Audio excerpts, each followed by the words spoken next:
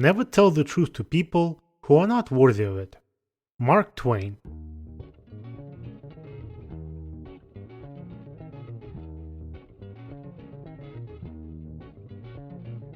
November 27th, 2020, 1500 hours in Toronto, and this is Russian Canadian Moose Podcast, number 728, Girl in IT.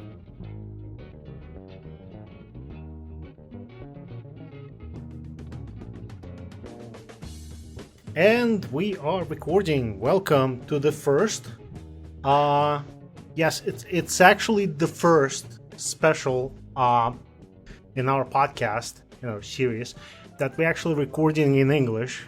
And yeah, I've been kind of wound up about it the whole week. It's very exciting because we never done this before. And considering that for the last year, I've been sitting at home, I only speak English to my wife, not even a child. So the rest of us is usually just chatting with people at work over the chat, so I don't get to speak English much. So that's gonna be interesting. Anyways, so today we have a interesting panel. We have Emily, who's gonna be our main guest and the main event for the whole show. Yeah, she works in IT, so it's gonna be very interesting to get her perspective, because typically we kind of represent a female part of the IT. Male part of the IT, and only male. Now, Irina, who's with us today too, she kind of came over and shared her experience. So, Emily, you're going to be the first English to share the experience. Anyway, so the full panel is Emily, Irina, Konstantin, Ivan, and yours only, truly. So, I guess we can just, jump into it. Yes. Let's do it. Let's do it. So, I guess tell us a little bit about yourself, because we have bits and pieces, but... Bits and pieces? Should I start from, the beginning of my career, or from birth? Sure. My career in general. Mm-hmm. Well, I'm originally from California. I live in New York currently. I learned computer science, a little bit of it, like C++ and Pascal were my first two languages.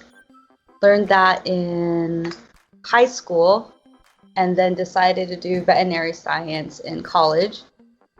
And then after that, moved to New York. Worked in veterinary field, and then I was a career changer. So I actually went to one of those coding boot camps. And after the coding boot camp, I became a software engineer. And here I am. Yeah. So what's your formal education? Veterinary science. So I was a veterinary technician. I worked in emergency and ophthalmology. It's kind of an interesting jump from C++ and Pascal to JavaScript. I don't remember how to write Pascal or C++. All I remember was you have to remember, know the size of the different arrays you want. And I took computer, there was AP classes, computer science AP classes, and I took those classes. And I had to write it in pencil. I think I learned BASIC at school. BASIC? I didn't learn BASIC. Yeah. But I remember having to write it with pencil, all the code. Did you enjoy the early experience, or it was just I gotta take it? So, I'll give you a little bit of my experience. When I went to high school in Canada, there was a programming class, and when we get to it, we were making sandwiches. Sandwiches? like actual sandwiches, or sandwiches with code? No, the actual sandwiches. So. Yeah, that really didn't impress me, but yeah. What sandwiches do you eat? Yeah, I think for us, I had a pretty good teacher. So he was an engineering teacher. So we actually watched movies. We watched Silicon Valley first, and then it was a couple weeks of watching movies about the tech industry. Like, I never heard of Silicon Valley at that time. And then he was pretty good at it. We learned about functions. We learned about the concepts, basic concepts, and how you could apply the concepts to different languages. But I didn't understand object-oriented programming. Like, I tried learning Java at that point, and I was like, I don't get it. And I decided not to learn it then. I moved on. I was like, anyways, science. Like, I didn't know the internet didn't really exist then. So I was like, I don't know what I would do with this, basically. Yeah. So I went into like electrical engineering or something instead. We had a solar boat club that I joined after that. So. Oh, like one of those like solar panel on top and like a basically bicycle with electric motor. Yeah. So like you would have a tiny person fit inside, and I think. Were you the person? Yeah. So like there was a no stereotypes, but you know. Smaller than me on the team, so she got to ride it. And then like we made the boat out of scratch, and then I think you go to Australia and you race it if you like get into the finals, something like that. So California didn't have enough sun or something? Like what? I don't know why they did that. Or maybe I thought it was Australia, but it's somewhere in California. It's a long time ago. Yeah. So it pays to be small, huh? You get to go on vacations. There's a lot of perks of being small. A lot of perks. People don't know. You can fit in a sports car or something. Right? There you go. Like a Miata. You buy cheaper clothes because it's like kid size. Snowboarding stuff is all kid size. Is that what you do? Yeah. For snowboarding, I buy kid size. You can probably go free on the bus. I actually snuck into a snowboarding resort as a 11-year-old, like as a kid price once. I just like stand back and my friends ordered a ticket for me. It's like, yeah, she's a kid, and you just wear like a unicorn. You know what's funny? Like, I'm sorry, but like when we were biking with like three of us, remember? So we like me and G-Man just like you were kind of behind, and we were like. Oh, there's them, and there's like a fucking little girl. Like both of us. Like which one is it? Different girl. It was like some kid. Yeah. Hey man, I'm a full-grown woman. Okay. So I felt that at the liquor store, right? So what turned you to a dark side, anyways? Which side is the dark side? World of IT is a dark side. Yes. Well, so I was working with animals, right? And I don't know how much you guys know about veterinary science or the veterinary industry. So once you start working in it, unless you're a doctor, there isn't much growth in the career. And I didn't see myself working in that career much longer. I didn't see myself going to vet school. And I kind of like looked back to see what else I was good at. And I remember playing Neopets. And I used to do like, I don't know if you guys ever played Neopets, but you can customize your profile page with like CSS and HTML. I remember that. Like computer programming. And then I heard about this boot camp through my god sister. So she was actually an English, like Greek mythology major. And she went into what? Yeah, she was a Greek mythology major. She went to Wesleyan. Wesleyan? Nice. Yeah, a nice college, you know. And she ended up going to this boot camp in a financial district, Full Stack Academy. And she, finished and she found a job as a software engineer. And she's like, Emily, you should try this out. And I was like, this sounds interesting. Let me give this a shot. Maybe I'll like JavaScript. So I took a few JavaScript classes and I was like, I remember this. I can do this. And then it just went with it. Yeah. So you changed the career because of the growth. Well, I was looking to change careers already. It just happened that this worked out for me. Yeah. And it was something I can see myself doing. Like, it's like I wanted to make sure I enjoyed doing it on a daily basis. Aren't there like I think like it's either dentists or veterinarians, like they have the most suicides and like out of any other profession. I think a lot of doctors, yeah, like veterinary science, it's a lot of emotional stress. Like my first job, I was basically bagging dead animals every day. Like that was pretty much it was a very morbid job. So murdering cats and Animals die pretty often in the hospital, and then so I guess like compared working with IT, it's like if something goes down, no one's gonna die, we'll be okay. So it feels a little bit like that sometimes, you know. Yeah, if you mess up, it's okay. wait. Heard about Boeing, right? Yeah. 737 Max would argue otherwise, but in general, yeah. You're right. Yes, in general, yes. Like when you start off, yes. Yeah. I don't know why you say, the moment you said like nobody's gonna die, all of a sudden I'm like start remembering all the cases like Toyota, Volkswagen, Boeing, and I'm like, oh man. Well, like I guess like I don't have that experience yet. Like, so, yeah. So you're still waiting for your first. Huh? No, I'm okay. I'm okay. It's so much Oh god. Yeah. Just all I can see is like, you know, some guy on the Twitter, your website overcharged my credit card and I'm jumping off the building. Somehow I just like Wait, I remember that. Wasn't there a teen who did something because of Robinhood recently too? For the stocks?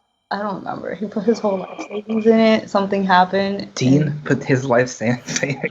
People put life savings in that stuff. How much? Like $12? Like, tech is becoming more and more relevant in people's lives. $100 savings. I don't know. Interesting. Yeah. So when you decided to go for to that boot camp, was there a monetary consideration, like, or is it just you just wanted to do something you like? There was. So like as a veterinary technician, you don't really make a lot. I realized when I started working, like someone who was working there for over 8 years, she told me that she's probably only got like a 50 cents raise every year. Your bonus is a $50 gift card. 50 cents raise. Yeah, so it's not a lot. And so she's already been there for a $50 gift card. You also get taxed on that gift card. So then I realized, and she was way senior than me. She was super smart. I had so much respect for her, And I kind of just realized that I didn't see myself in her shoes in the next 5 years. And all of the vet techs who've been there for a while, they're like, Emily, you just started, you have time to get out. So everybody was like, get out. It's not too late. Yeah, it's not too late. This is a work of passion. And then I also realized most vet techs have 3 jobs. Like you have your normal hospital job, you're probably on call, you work overnight, and you also do pet sitting on the side or some dog walking or something on the side extra to make money. Like, so it just didn't really align with my personal goals and also my financial goals. Like I would like to be able to take care of my parents, when they get older. Like if I can't find, but at least I should try, right? And so that's something that really motivated me. And moving to New York was already better than LA. That was my question, actually. What's the difference between LA and New York? So I guess maybe other people have different experiences in LA, but my experience in LA was a lot of people I worked with were part-time vet techs and part-time actors or makeup artists. Right. So that was pretty interesting. But then in New York, people were full-time working with animals. Like they really cared about animals, cared about medicine. I think it might have just been my experience at that specific hospital. But the hospital I worked at here was, they were both specialty hospitals. But I felt like the people here were more focused on the medicine. Maybe the clients were also easier to work with and more professional in general. So that was the difference between LA and New York. I don't know how true that is. I don't want to make LA sound bad, but that was my experience. So don't worry. There's plenty of people that did it for you. Like especially the recent couple of years. It's okay. What about the stereotype that LA people are fake? I don't think LA people are fake. They're just more polite. They're just smiling all the time. It's a different culture. It's a different culture. You live in your bubble. You don't want to cause conflict, right? There's lots of space. You're just nice to each other. You don't need to cause conflict. I feel like it's less empathetic. It's like no friends in LA. It's less empathetic, more polite. New York people are more empathetic, but they aren't polite. Nice. It's like, I get where you're coming from, but no, like, go away. I feel you, but no, like, I'm busy. Nobody has time for this. All right. Where LA people just like smile, like nod their heads, like, oh, cool, okay, yeah. But they don't understand what. Hands the fake. That's their way of being polite, you know, like that's the culture of it, right? And then there's no point of confronting it. Why cause drama when there's no point, I guess. Just can't argue. I don't know. It's different. All right. It's a little harder to read people there. And when you click, I don't know, man. There's a reason why I don't live in LA. I don't fit in LA, even though I'm from LA.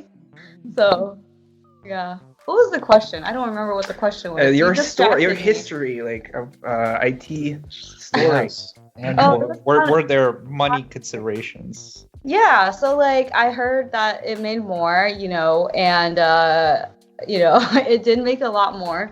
But there was also, you had to pay to get into the boot camp too, right? And you had to apply to get to the boot camp. I don't know how much you guys know about boot camps. I heard that they exist, but from like my limited knowledge of that would be like, hey, pay us like $5,000 and we'll just walk you through the basic tutorials that you can just watch on YouTube, and you know. It's definitely more than $5,000. It's more like 15 to 20, depending on which school you go to. Yeah. For 17 weeks. Oh wow, man, that's a great deal. But 17? What? What? So like one semester, $15,000.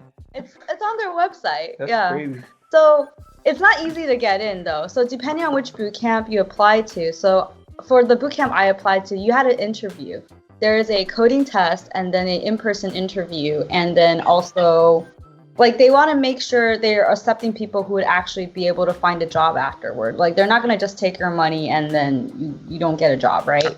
Wait, so you had to know how to program before they taught you how to program. You had to know the fundamentals of like at least one language, either Python, JavaScript, or Ruby. So what did you do? I did JavaScript. I actually did Python. Oh, okay. But I didn't like it. I don't like just don't like object oriented. I don't like the indentation. Oh god, I fucking hate that shit. Like, I remember whatever. Yeah, so I learned Python. I just did Hello World, and then I found out they were doing JavaScript. So different boot camps have different courses. When you apply to, it's like usually you look into maybe 3 or 4 different ones and you figure out which one you like the most.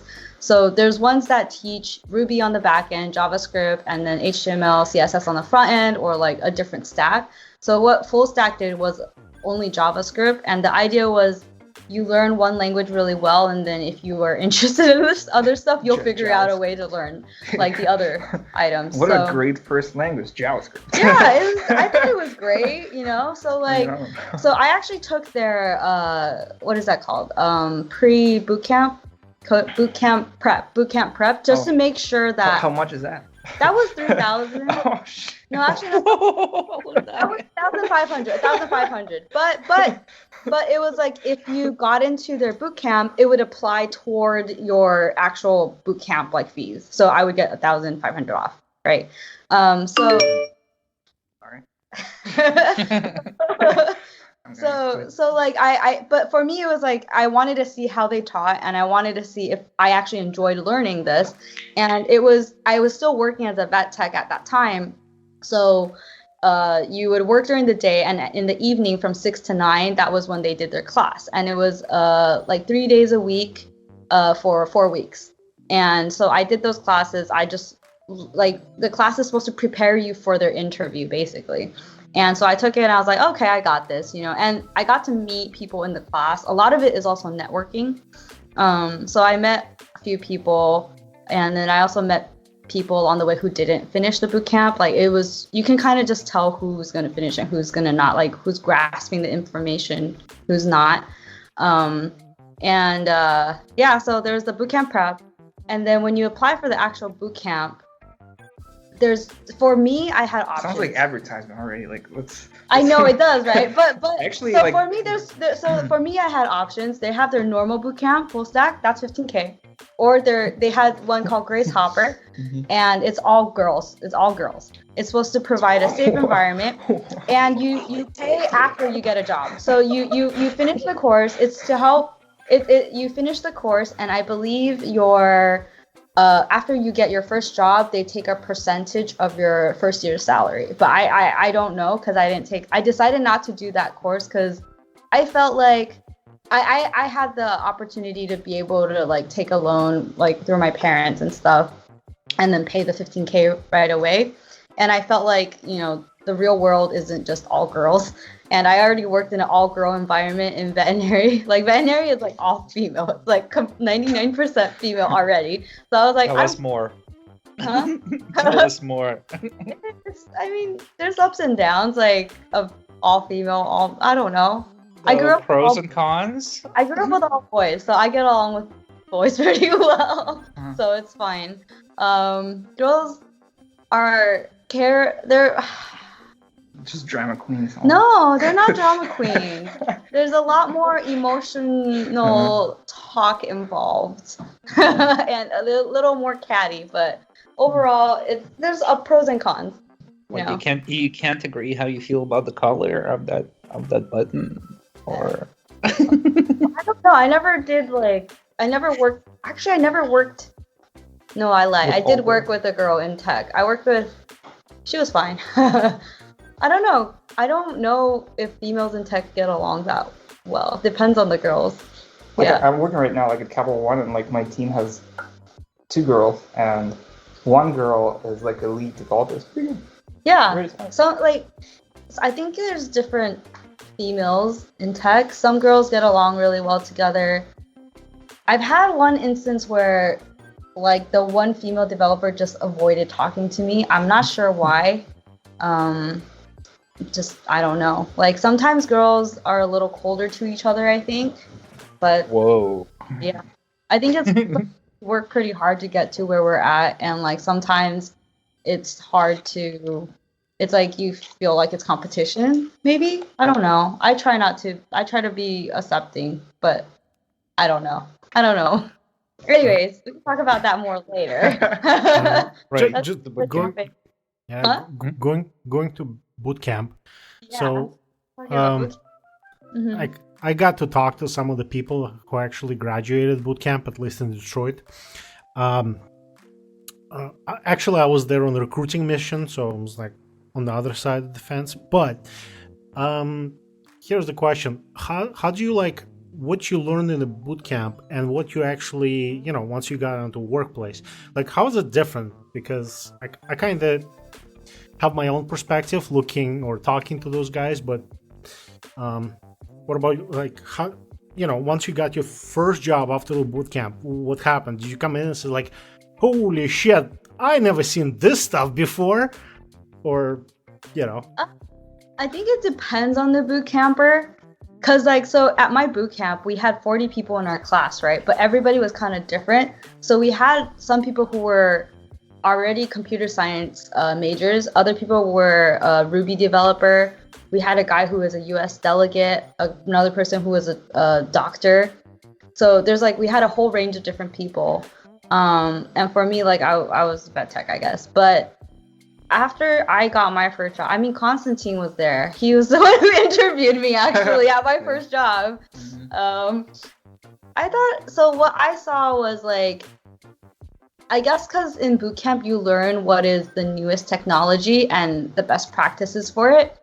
You're really fast at the newest thing, right? But then you don't necessarily always have the terminology to communicate certain things you're trying to communicate. You don't have the lingo down yet. And then also... Lingo? What is lingo? Like language? Yeah. Like, so it's just like jargon and yeah. So like sometimes when people are talking about like the back end stuff, like how they want to handle something, sometimes I understand what they're saying, but I don't know how to communicate that properly. Or I use the wrong words and people don't understand what I'm saying. But what I realized was on my team, I was the only person who knew how to use so I was doing, I was creating React apps, like one-page applications. I knew how to do React and Redux really well. And I realized I was the only one on my team who kind of knew how to do that. But everybody else had like their specialty. Like they were really good at other things. So we kind of learned from each other. That's how I see it. Like I see like CS grads, they're really good at Java. They're really good at just any programming. Like they can start doing something, but like I was really fast at building the front end and just getting things started. So we worked together before, and there was like a nonprofit organization that we were helping. Well, I was helping, and then I had a team that was either CS grads or bootcamp grads. And so the bootcamp grads were very strong in JavaScript and just front end in general, where the CS grads were really strong in the back end and creating the system and the basic, like more back end heavy. And so we worked together. We kind of learned from each other. Like I think the best attitude is, we have different strengths, we have different specialties. What can I learn from you? And that's where I approached it, I guess. I don't know how you guys see it. Yeah. I can drop my 2 cents that I actually went to Emily's boot camp once. Like, oh yeah, you went for recruiting. Yeah, you told me. How was that? When I was working at JP Morgan, and I was asking like the algorithms questions, and they just no one could answer anything. Well, what did you ask though? What did you ask? Just very basic stuff like sorting and I don't know. Oh well, But they're very good at like applied sort of make an app or something. So like they give us the option to study algorithms and practice those, but those were more electives on the side. You had to spend your own time studying that, but basically you're like a cup and they just keep pouring water on you and you just retain whatever you can, right? Because like everybody's at different levels, so they're just like, here's more. Like we had one session on a Friday about compilers, and then we learned like the basic of compiling, how a language compiles, but like how much can you retain in one Saturday versus like someone who went to a whole like 4 years, like 4 years or 1/4 of studying that, right? Mm-hmm. So you have a basic idea of it, and you learn what you don't know. Like you don't always know what you don't know, but at least now you know what you don't know, and if you want to learn about it, you can kind of go look it up. So I think this is actually a really good strategy, to be honest. Like if you can retain like basically index that there is such a thing, I think this is like one of the biggest qualities in a good software developer. Yeah, and like nowadays there's Google, so if you know how to Google the right thing, you can get your answer. You have to know, right? Like how to find that, the right lingo. Yes, in a way, yes, absolutely. You can Google how to get a job at Google. Yeah, you can, and Google will teach you how to get a job at Google. Google have people doing sessions on how to interview. Yeah. I don't know. How was your interview, by the way? With Constantine? Well, the first interview, it's always the best, right? Well, my first interview was actually, it wasn't with JP Morgan. It was actually with it was interesting. It was a company called Moat. I don't know if they're still around, but basically, if you have advertisements and you wanted to make sure nobody was cheating like the advertisement count, like let's say you pay for an ad and they show it somewhere and they say like 50 people saw it or 100 people clicked on it. How do you make sure that they're not lying about those clicks at 50 so you're not paying for sounds like another advertisement. So basically their job was to create tags and to make sure that there's no bots and these views are actually correct and people are not using bots or like hidden scripts to like get extra counts. So it was an interview for that. That was like my first on-site. It was pretty interesting. And I totally failed one whiteboarding. It was a pub sub question, and I was like, I don't know pub sub. I only know React at that time. I was like, help me out, man. The guy just stared at me, and I was like, and then at the end, I was like, so if you have any doubts in me, what can I do to make this doubt go away? That did not I should work. have asked that question. I made a big mistake. I shouldn't have hired you. Yeah. I don't know. I don't know. Interviews are fun. Mm. It's like interviews are like dating.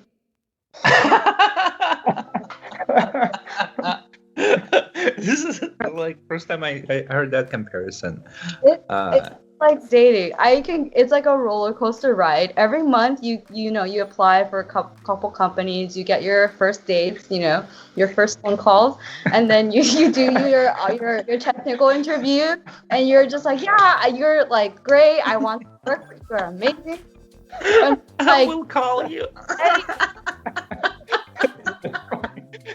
And then like you both are, it's like you're super excited, and at the end of the month they're like, this is not working out, I'm going on a different direction, and you're like, okay, and then you start the process Or they cut over. you a check. Yeah. So it's like you start the process over until you get that one. It's just like, it's like you get emotionally so invested in each one, and then you're just like, Jesus Christ, We're what there was for a that? day, and then they're like, the money is on bedside table. Yeah. So it feels like dating. It's, you're just trying to learn about each other, see if it's a good fit. And so that's how I felt about This is actually an interesting approach. That you actually mentioned that you're learning about each other. Like, so did you start by like looking the company that you want to work for, or you just wanted to get a job? A little bit of both. So we had. Like, did you have that notion even like? So I obviously just wanted to get a job, but we had a recruiter, who do you call her? Career success person who helped coach us. Mhm. And she was like, you always want to ask like certain questions with a company, and like, how do you feel about this company as well? And if it's a good fit, you eventually will get it. And if it's not, it's okay, And she would coach us on like how to answer certain questions or certain questions to ask. Like, you always want to ask about their culture, ask about the product, ask about like the role that you will be in. Like, who am I going to be working with? Are you someone I'm going to be talking to daily, right? Or am I going to be working with a different team? What am I going to actually be working on? Mm-hmm. Right. And like in the beginning, your options are not that big. So you kind of want to take what you can get. But sometimes, like, I kind of knew I didn't want to end up working at a company that only used like PHP or something. Like, I wanted to. And we also had an idea of like, we also had an idea of what like we're worth. Like, it also kind of just depends on each person. Like, I kind of knew what my minimum that I was gonna accept. Like, if it was like less than so much, I didn't want to take this job, right? So she kind of gave us some of those, and some people listened, some people didn't. Like, some people, their first job was like 130 at like Grubhub. Other people got into Google, their first job. I got to JP Morgan, and then so it's How kind much of was that? you tell me. I mean, it was good. It wasn't bad for a first job, and it was fair. And then, but I've heard other people who get like 60 or 75, and God. In New York? Yeah, in New York. And what are you like? Just collect. Or like, I guess like if empty you go to a bottles smaller and, like, startup. Oh no, they were like, live on don't the take the street. free internships. It's like they said, don't take the free internships. So. But actually, before I got to JP Morgan, I went to some hackathons as well, and like I actually, it was called Hack the Ban. It was when Trump was like banning Here the you go, Muslims. Trump. Is there something going on? I don't know. Did I bring up something? Just Trump. No. So like, so at that time, there were people who were banned from coming in. It just caused a lot of issues for people who were citizens, but they just happened to be Muslims. And at that time, people would be taken to a brown room. They would be interrogated. And I was helping. Brown room? Yeah, you don't hear about it unless you're Muslim and you travel a lot. What is brown room? I don't know. So what they do is they take people who look Muslim and they take them into a room and they interrogate them for a couple hours. I guess it's very traumatizing. I've never been taken. That's But fucked up. yeah, so You're not brown enough, right? it is. So we were helping this group of lawyers, and what we found out was these lawyers had like an Excel sheet or like a paper sheet of people who were flying in. They had to go through this sheet constantly every hour to see which flight landed. Did this person actually get out of the brown room? Did they pass through safely? Or are they stuck in it? Because once you're in the brown room, you don't have access to your phone. You don't have access to talk to anyone. You're just like in there by yourself with TSA. You don't have access to human rights. Yeah, exactly. So like the lawyer like is there to help them, to try to get them out, to make sure they get through safely and like don't get into trouble even though they don't need to be in trouble. And so we helped them make an app, made it blah blah blah blah blah. So we helped them make an app for that at the hackathon, which was pretty cool. It's not really being used right now anymore, but at that time I got it was me and two of my bootcamp cohort mates, and we actually got a pro bono at Pivotal Web Services at that time. So we got to work there for about 2 months. There I learned about agile development, like super strict agile. It was really fun though. And then we also got NYC Tech hack or something, first place for April that month. Like award, yeah. It was like a big ceremony. And then we also got entered to New York Big Apps, and we were like a runner-up. So that was a great experience. Damn. Yeah, I was like, wow, I got really lucky there. Interesting. So how many years have you been a developer? Almost 3 years now. 2.5, a little more than 2.5. And make it. So how do you find it so far? Do you like see like a future, have like a plan where you going with this? I do. I really enjoy it so far. I think I want to specialize more in front end, but also learn. I like learning about how different pieces connect together. I think I work really well with people in general. So like I've talked to my previous managers, and it sounds like eventually I probably would do better, hopefully in a management role is what they told me. But I feel like I'm not like experienced enough to do that. Like, so my plan is to gain more experience with a couple years, and until I feel more confident about it, and then maybe try management then. Thank you. Yeah. So like I've spoken to a couple different managers, and they all kind of pushed me toward that direction. So I'm kind of just listening to what people tell me. So you don't want to.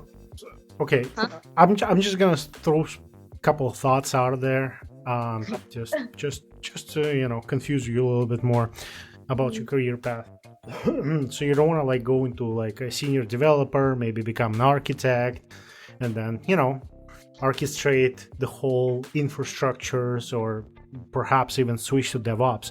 You kind of looking a classical like an 80s 90s model where you work as developer for 5 years and then you slip into the management.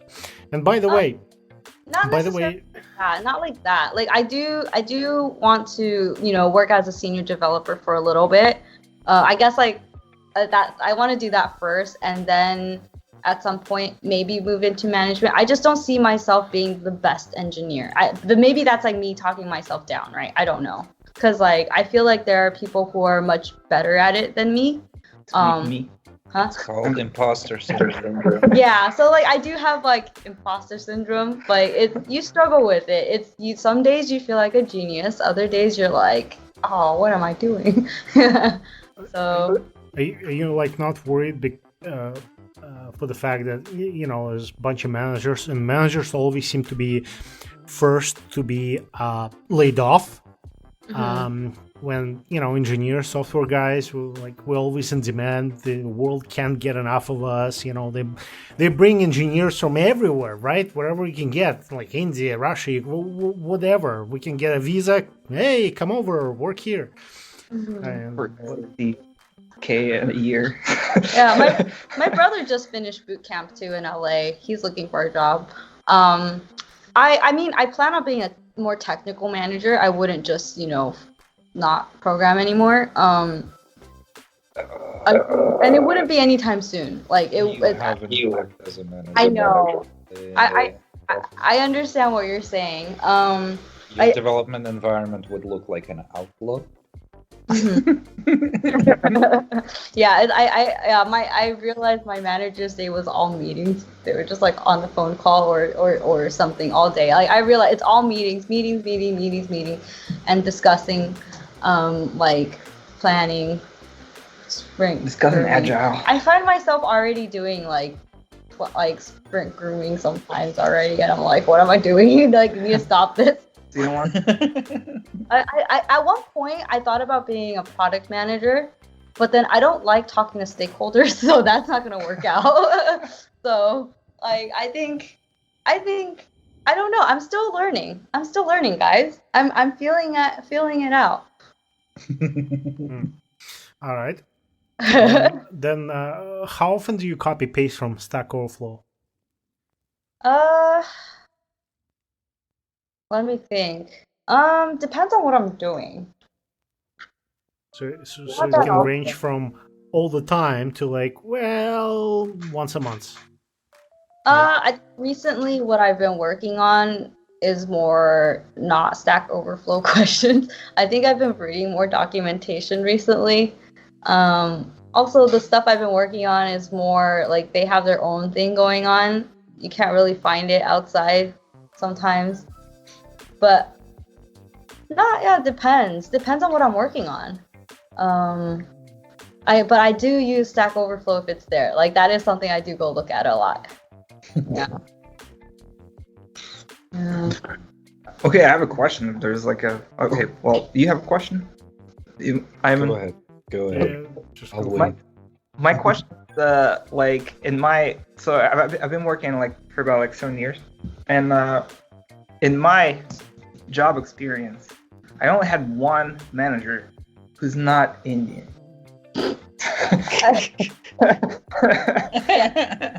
We had the same manager. He was great. He was such a good manager. How do you feel about that? I mean, I've had a. Do you understand them? Not like. I understand. Okay. Isn't it a little bit different from like I don't know. I mean, it was also a completely different type of company. Right.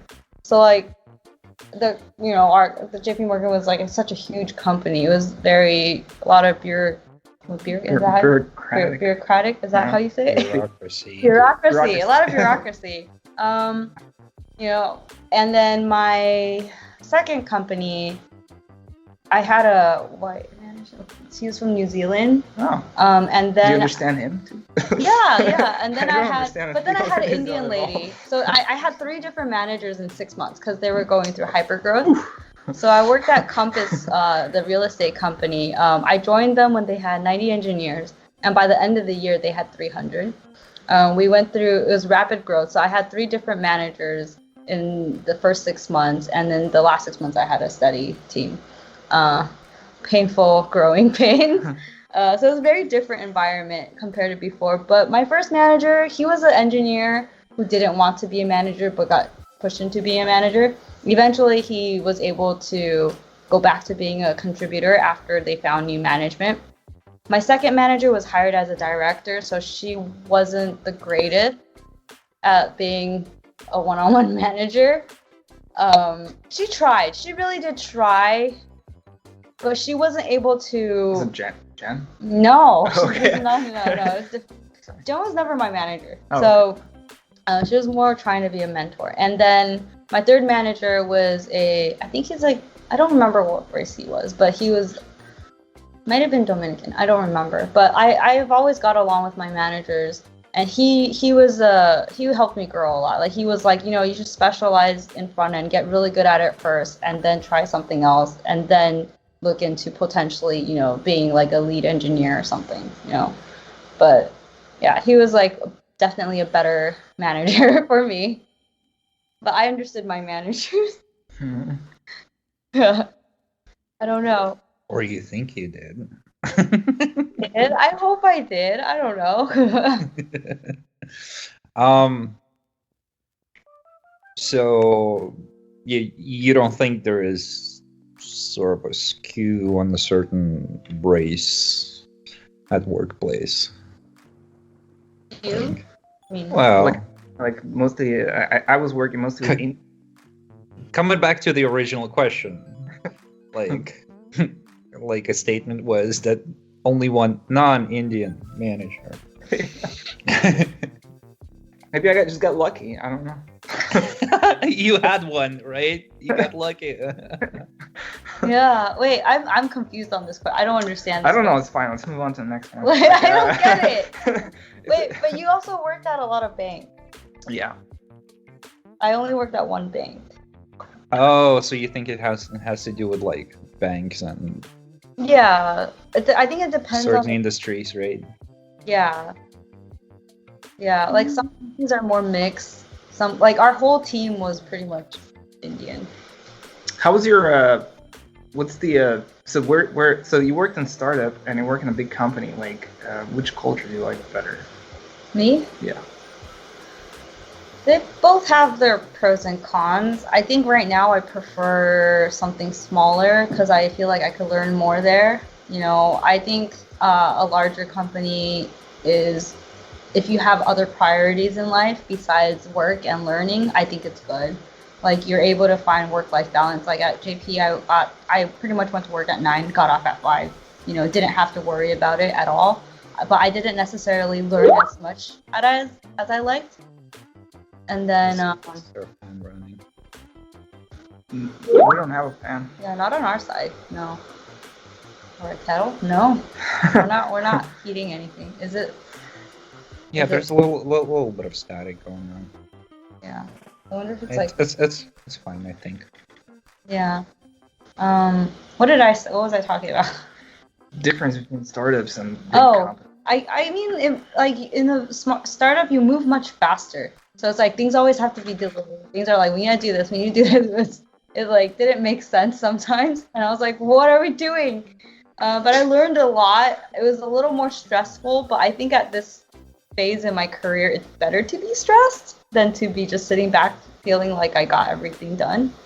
I mean, I don't know. Okay, I don't feel like that. I don't want to be stressed. I think you're set. Oh. So maybe I want to work on my own project. I don't yeah, want to be stressed. like I still want to be challenged. I still want to be pushed. I want, you know, so I guidance at this point is like really appreciated still, but like I'm able to kind of figure things out, but guidance is still appreciated. I feel like I am like getting to become like a mid-level engineer, because I'm talking to my brother who just graduated. And like he writes stuff. I'm like, why did you write it this way? And he's like, I don't know, you know, or like he's debugging it. I'm like, you know, if you just write it, like just organize it, you'll figure out your bug. And then he's like, no. I'm like, okay. And then eventually he listens to me and then he figures it out. It's like you kind of realize you are able. Is he a younger brother? Yeah, he's 4 years younger than me. Oh. Yeah, so I have 2 younger brothers. One's 4 years younger. He actually just went to a boot camp. And then I have one that's 11 years younger. And he's actually going to school for computer science. So he's going to have the fundamentals. So Asian. I encouraged it. I was like, yeah, go do computer science. Teach me what I don't know, please. Yeah. Like there's pros and cons, I suppose, for actual computer science. Like the theory in there occasionally comes in handy. But Were you a computer science major? yeah. I mean, yes. I did finish computer science. What are your thoughts on boot campers? Like the people that I personally encountered from boot camp, it's just like, yeah, like it feels like they're getting taken advantage of. I can see that. Right, it's basically like they're promised that, hey, we're gonna teach you how to program, but then all they're taught is basically how to pass an interview, essentially, and like not a lot of like the actual knowledge about the programming, and realistically, like you said, like how much can you learn in 17 weeks, right? I mean, it, like I understand most of their positions, like, you know, we just want to like get out of what we are doing and like, you know, start making good money, but still it's like I'm not very fond of boot camps, and a lot of times they have the terms. I think my first encounter was where they would be like they were like, well, we'll give you the boot camp, and then we'll give you the employment, and you have to work for us for the next 3 years. Which was a while back, but yeah, it was like, you know, we'll pay you $20 an hour, and you have to work for us for the next 3 years. I was like, I'm not sure. It sounds like a scam to me. I don't know. So I'm a little bit biased against them, I guess. But let's switch the topic a little bit, and more like your job environment and all of that, and just general perception of like there's not a lot of girls in, you know, software engineering. Like, so Emily, have you ever been sexually harassed at work? Right. Let's get to the interesting part.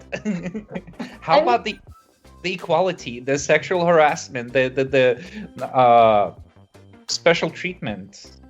I What are think your thoughts? Like, it depends on the company, your manager, really. Like, our manager was great. When I first started working at JP, there was one team that there was like one person. No, I've met like usually most people don't do it on purpose. I had people who just assume that I'm designing things because I'm a girl. So I had a guy like walk up to my desk and it's like, "Do you have scissors?"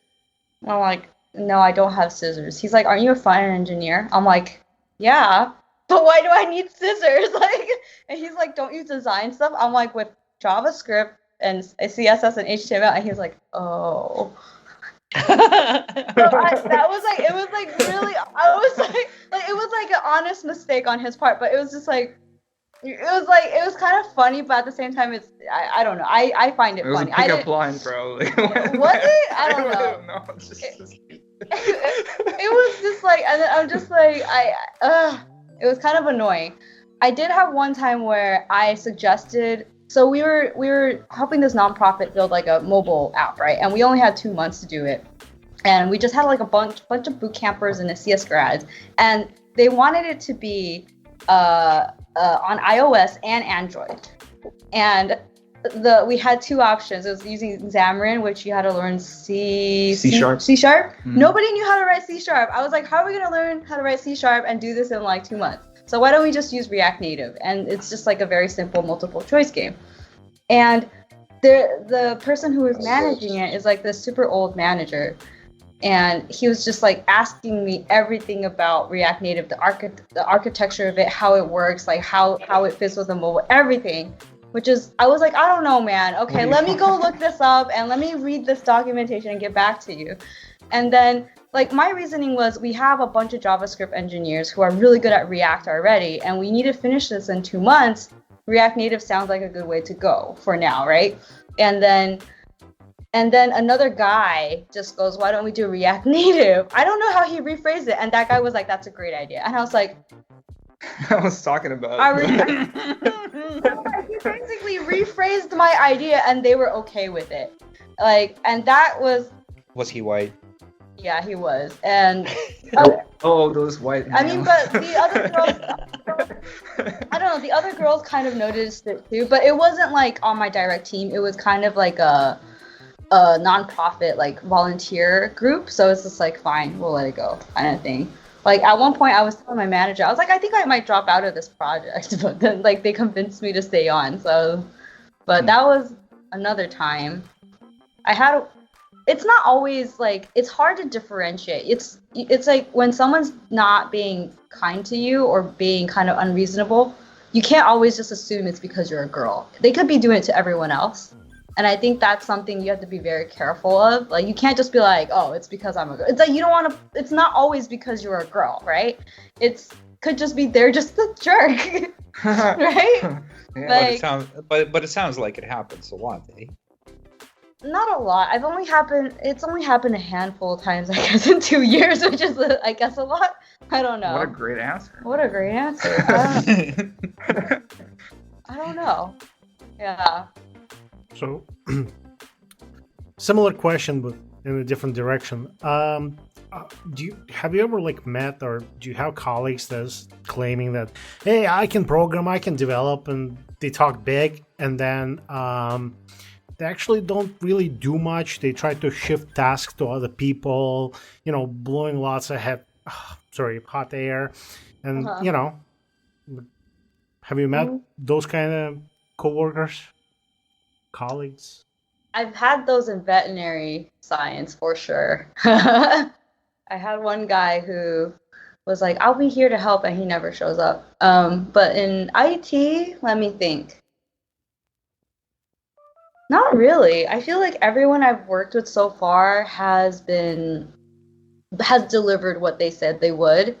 Like, it's always been good teammates, and then, we have our tasks and people deliver, like, are able to estimate on time and deliver what they say. Maybe in boot camp. I think in boot camp, I've heard stories about that, but I've never experienced it myself, but I've heard that it does happen a lot. Yeah. Huh. Yeah, I guess I'm lucky. Constantine was great. He always delivered. Oh, good sailing. Yeah. Yeah, but I would say, because we have slightly different experience on that part. Yeah. Do you, again, I really want to knock out those controversial topics. Like, like, how do you feel the compensation-wise? Is there, like, a different treatment just because you're a girl, compensation-wise? I think I've been very lucky. I think it depends on the company. Do you guys discuss compensation between colleagues, like going to lunch and saying, "Hey, by the way, I'm making 150,000 this year. How about you?" Oh, 120. Well, it kind of depends on the colleague. Like, some colleagues I feel like are a little touchier, so I avoid talking about it. But usually when I'm not working at the same company, I do ask, like, so by the way. Yeah, I know. So, like, I started after him. He kind of interviewed me, and then now I make more than him.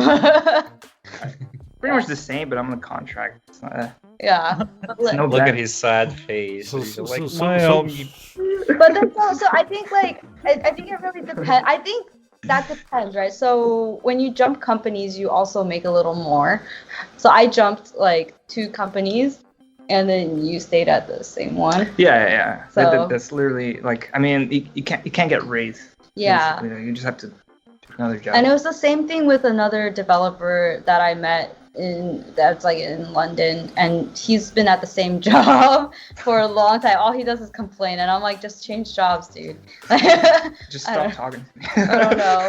Like, stop. I don't want to hear you complaining. It's like, I guess, like, for me, my mentality is, if you don't, like, nobody stays at, this is my mentality. Nobody stays at a job because of the compensation. Like, they stay at a job because they like the job, and they like the people, and they like the culture. And, like, of course, you can never have enough money, right? Mhm. You always want more, but it's the people there, the culture there, that keeps you. And like, if you go somewhere else, like, you all probably will find more, usually. And I forgot where I was going with this. I think I like the coming back to the original question is that do you feel like there is a different treatment, like, as opposed to, like, the guys that are working there, like, well, she's making more than Constantine, so obviously. but they're not working at the same company right now. I just So want to bring in light, like, something that is like, Emily is basically just works and looking for a better job that pays more,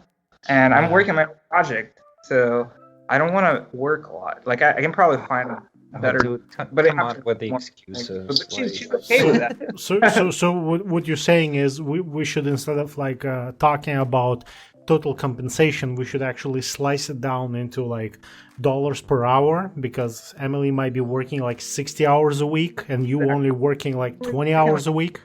Is that? I think another way to see it is like I look at some of my more senior engineers, like the females, or I look at my female managers. I do see a difference. A lot of it is how they're treated. I've noticed like it's usually once they're in a more like leadership position, they have a harder time, is what I see my. That's why I'm trying to avoid that as much as possible. Like can you give us like an example, like because like I have a friend. I have a friend who's been a manager. She was a computer science graduate. She's been a manager for about like 4 or 5 years now, and she's had people where, you know, engineers they're great engineers, but when they talk to her, they just don't have as much respect. Like they will walk out of the room while she's talking, or they'll like just be rude. But if there's another manager or someone else in the room, they'll be polite. But when it's just her, they will treat her really badly. But she has to just stay professional, and she just does the thing where it's like, okay, well, I'll just document that happened, give it to HR, right? Like she's very professional about it. And I've also had other managers where I have a couple friends who are managers, and he's told me that he's had a colleague where her workers would come and try to undermine her and complain about her. And he's just like, hey man, like you can complain to me, but you have to follow your manager. And it's like you see, so I think it's like once you're in like a more leadership position, sometimes there's moments like that. And it's not just like guys with the girls. I think females generally aren't always very kind to each other as well, because I kind of understand where they're coming from. Like they work hard to be where they're at. So sometimes when I want a girl to be my mentor, she doesn't necessarily have the capacity to help me, right? I feel like most of the best mentors I've had were like men or guys, because they're able to help me, able to guide me a little better. It's harder for females to be kind to me. Like when I joined my other team after Compass, there was one female engineer on the team, and she was going to be promoted to senior engineer. And for some reason, I noticed we tried talking to each other, but it's just kind of weird. And I noticed like she would just avoid talking to me. I would walk into a room and she would walk out of the room. She's like, girl, sorry, I'm already on a different level. And yeah. You're saying like girls are more competitive. Girls are a little subtly like, it's hard, it's a little cattier maybe. I don't know. Like cattier. I don't know. It's like, or you just avoid each other. I don't know. It's just, you know, you work hard to be where you're at. You get used to it. You don't. I don't know. How many female friends do you have? I have a hard time with some girls. Like I guess I think girls are more judgmental with each other. Mm-hmm. Like you have more expectation for a girl to be acting a certain way. So if she's like trying to ask for favors, you're just like, nope. Like you kind of expect her to work as hard as you did, rather than like helping her. But like as I get older, I feel as females get older, you become more accepting, and you realize every girl's kind of different. So like most of my female friends are older, more mature, and we just realize we're different type of people. But the younger girls tend to. This is obviously just me speaking from my experience. But it's not this is what we're looking for, exactly. So. But like from my experience, like some girls are more chill than others, you know, and some girls who are very successful just kind of avoid you. But it's okay. It's like they're, you know, I tried. Yeah. And like most girls, it's really true. It's a lot more imposter syndrome. You feel like you're not enough. Like the senior engineers that are female tend to be more reserved. Cause like you get questioned a lot more. People always like question you to make sure you really understand, where like male engineers is like they just talk about something really confidently and people just listen to them and they're fine. Nobody ever asks them or double checks them. Like nobody ever does it. Like it's just like what the hell. And if I bring up something, then it's like they question me so much. I have to prepare. Like anytime I come up with the idea, I have to prepare maybe like twice as and like I have to be able to explain myself properly. Twice as more slides. Yeah, or to like push. Ouch. It gets frustrating after a while, so it's like, you know what, I'm just gonna wait till I have more experience. Like, this is just too much work right now. Like, it gets kind of frustrating, but there are people who do understand you, and then there are people who just like don't trust you, which is fine. And like, I feel like that could also just be me. I've always had that issue where I'm not good at selling myself. Like, even in veterinary medicine, my friend, my tech was like, you know how to do everything, but why do you act like you don't? I don't know, man. It's like, I guess like for me, I try not to be too, I get worried about being cocky about it, I guess. Like, I feel like I want to always be learning. There's possibility that someone else has a better idea. Mm-hmm. I don't know. I'm like, if you ask me, like, I'm very biased. Like, I feel like if you're a woman, like, and there's like no women and in a team or in a company, they just want you on board. If you're especially. Whoa. Yeah, that'd be nice. Yeah. Those are silent. But okay, let's kind of like wrap this up. So you're saying that the guys are just saying like they're more confident, and nobody questions them. Do you think it's because guys are more confident, or because because they're guys and you're a girl, and that's why you seem to be like you're being questioned more? I feel like it's more.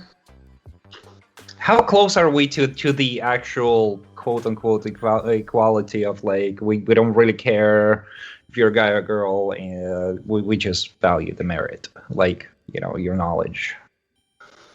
What would be your estimate? How close are we to the, as a society, like in software engineering? Like let's be a little bit more specific. Software engineers, like in your experience, how close are we to actually like? We don't really care if you're a guy or girl. Well, how do if you produce the valuable opinion, valuable suggestion, then we'll listen to you. I don't think we're that close to be like, it's definitely improved. It's definitely good, and like I'm happy, like we're improving. I tend to be optimist, so I think we're, it's never going to be perfect, right? But I think there's definitely room for improvement. I do notice, like females just unless they're more aggressive in it, then labeled as a fish, then you like don't necessarily get your point across sometimes. Like it's also the language. I've had disagreements with people, and the guy just go, well, that's a shame. And I'm like, wait, what? Like, what? And it was like something super small. And I'm like, how is it shameful that I think this approach is what? At the end of the day, like, and then it escalated to a point where the senior engineer was like, guys, this is a stupid argument. And I'm just like, I agree. Like, but until like another guy said that, nobody wanted to back me up.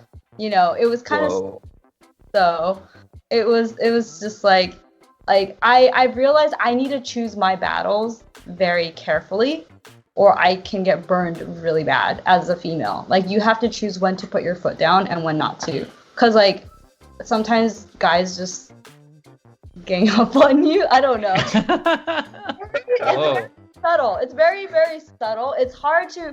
I'm also very new in the field. So, like, it's very subtle. I think in tech... the culture in tech is very subtle, and people aren't necessarily direct with certain things. It's very, tech is very altruistic. Like, everybody's like, I'm a good person. I don't say mean things, They're not very direct about it. Where, like, you're very kind. You have to be very politically correct. You have to be you can't be mean about something just because someone's doing it the wrong way. Where in medicine, if you're injecting the animal with the wrong medicine, there's no time to be nice. It's like, hey, dude, stop. What the hell are you doing, right? It's a little different attitude. There's no point of being nice because you want to save a life. So it's like a different approach to communication. You have to win. It's more political, I guess. I don't know. I'm not very good at this stuff. All right. Well, let's take a break and come back and talk about like I don't know, controversial and interesting topics such as software quality. All right. Yeah. All right. And we're back. All right. So I kind of sort of want to talk to you like software and hardware and practices and development. I don't know. Let's see where it's gonna go. So I guess let's start with this controversial topic of software quality. What does it mean to you? Like, do you like deal with it on a daily basis? Do you have like arguments within the team saying, this is a bad code, this is good code, this is bad code, you know, you're all idiots, you're not writing code right, you know, pull request, deny, you know, like you're never gonna merge this. Mm-hmm. have I had those issues before? What's your experience with it and your opinion? So. Well, do you guys even have a code reviews? You should make a snapshot of your current work. I mean, I have my own opinion on what's good and what's bad. But like it's so when I worked with Constantine, there was no code review, and that was one of the reasons why I left, because I wanted to have someone review my code and to help me develop good habits. I wanted to be able to work on a team that, you know, that was writing good quality code. Mm-hmm. And I guess like I read this book about philosophy of software development or design. What's a book who's author, if you remember? The book, who is the author? Clean Code? No, I have the book. Hold on one second. It's like literally right there on my table. Ooh. Is it it? She's like really serious. So I like this book a lot. I don't necessarily agree with everything in the book, but this was recommended to me by a senior. It's called Philosophy of Software Engineering Design. So it talks about how, you know, what is your code? Is it the actual product? No, it's not, right? It's the abstract of what you're building, and then at the end you have your product. But what we're writing, nobody actually gets to see what we're writing or what we're building. And our constraints aren't the same as like physics or like normal engineering, but it's more the complexity of it. And as you build software, it gets more and more complex, inevitably. There's no way you could prevent that, right? So the enemy of a software engineer is complexity. So how do you approach making things, how do you make it less complex or prevent it from getting You should definitely become a manager. Right? So like this is like, this kind of stuff is like how, and there's pros and cons in how you solve this complexity, right? So this book kind of talks about a few ways of doing it. Maybe writing more readable code, and like what is known to you, like let's say you write a program, right, and you do something, what is known to me is not necessarily known, like what is known to you is not known to you. So there's unknowns of unknowns. So that's why you need documentation, right? Because just because you know about it, it doesn't mean I know about it, right? So there's like that's like another level of complexity. And there's dependencies, there's another complexity. Yeah. So this book talks about that. So so for me, it's like I'm always trying to find ways to make it less complex, more readable, easier for people to jump in and help out communication, right? Especially like dependencies and nodes, it's like changes every day. Yeah. So there's always that, and just like working with the team. So that's my idea of like working with people. For PRs, I've had issues with people. It was so stupid. Oh my god. So you can say that. I cannot. Why? Stupid? So you guys will agree with how stupid it was, because everybody thought it was stupid, but nobody would stand up for me. So I was like, I hate you all. Yeah. So like, so I also like writing tests. I realize you have to manage your tests at some point. You have to decide what kind of tests to write. But so we were adding tests to this new project, right? And when you're writing tests, you have to write like what this test is doing. So there was a debate between me and this guy about whether you should include the word should. So it's like should return this. I was like, why don't you just write it returns this? Like, why do you need the word should when the function is already called should? It's like should, the function you pass in whatever. Do you do TDD or not? Depends. I don't know. There's also behavior driven now. It's okay to do TDD? What do you mean it's okay when it's? Where's the So the only time, if you're doing test-driven development, it's like green light, red light, green light. You write a test and you write something that passes the test, and then you add more to the test, right? But you can only do that if you know what your function is doing. And sometimes you don't know what it's doing. It has to have like a definite outcome, right?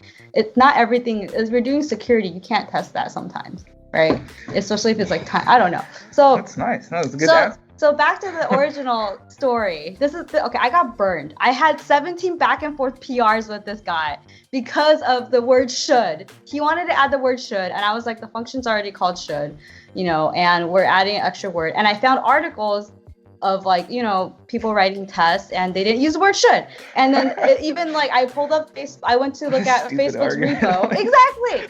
So I went to look at Facebook repo and they were writing just tests and they didn't use the word should. They was just like, it returns this element.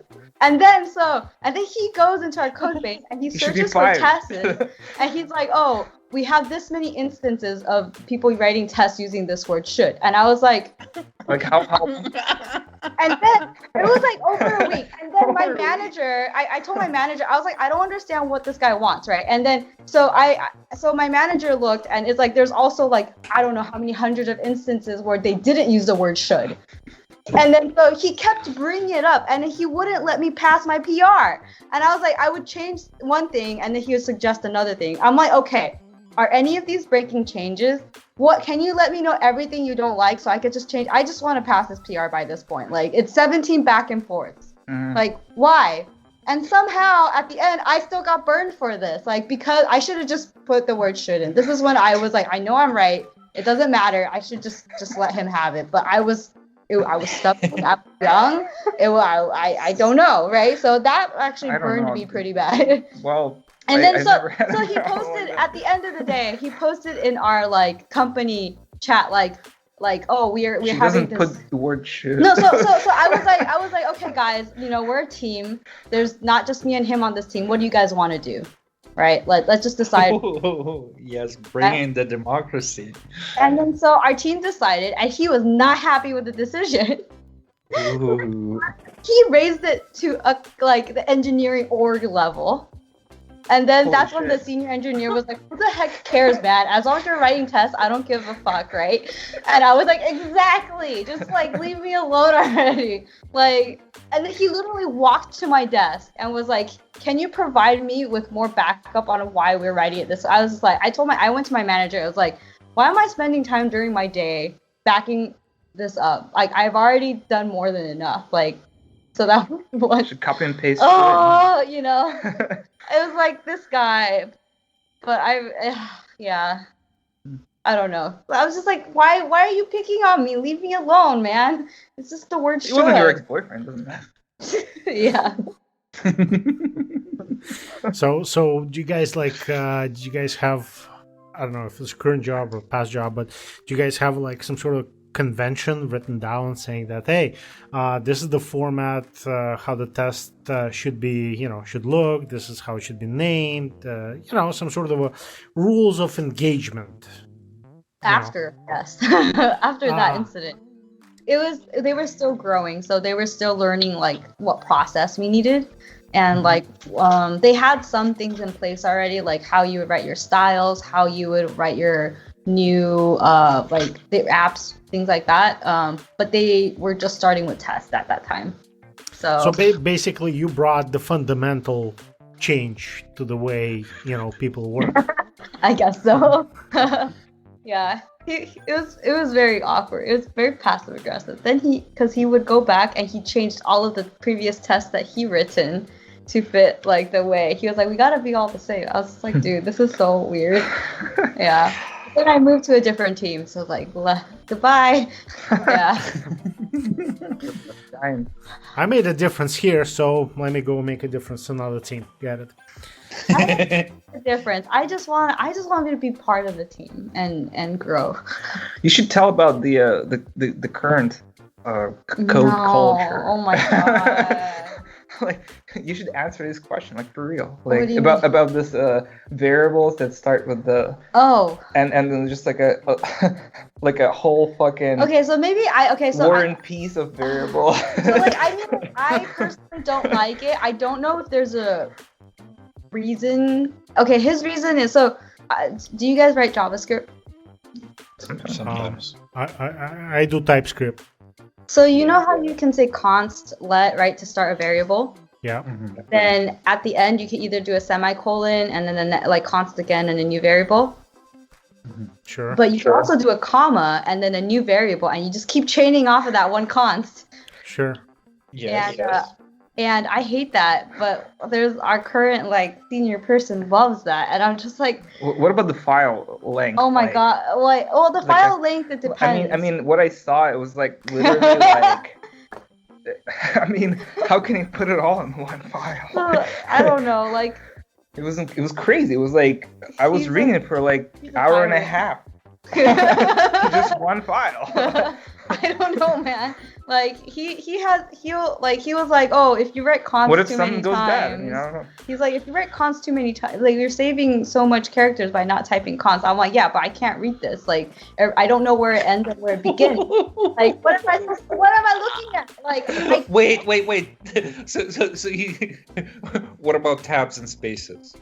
I mean, I don't know. Like what? Let's argue about that for a week. So I use Prettier. Prettier can decide for me. If it's like formatting, I just let Prettier do it. I don't care. The team like that, I don't care. Do you have because it feels like that sort of fight is on the same level as you know, like tabs versus spaces. It's just like, well, but the tab is just one character, but the spaces is like you have to see. It's like a this guy has a you go to one file and it's like just like I don't know. It's like the entire program is in one file. Did I show you? Yeah, once you were like, want to help or something like that. I was like, what's going on here? Like, and then it's like you're forced to write that way. You're just like, all right.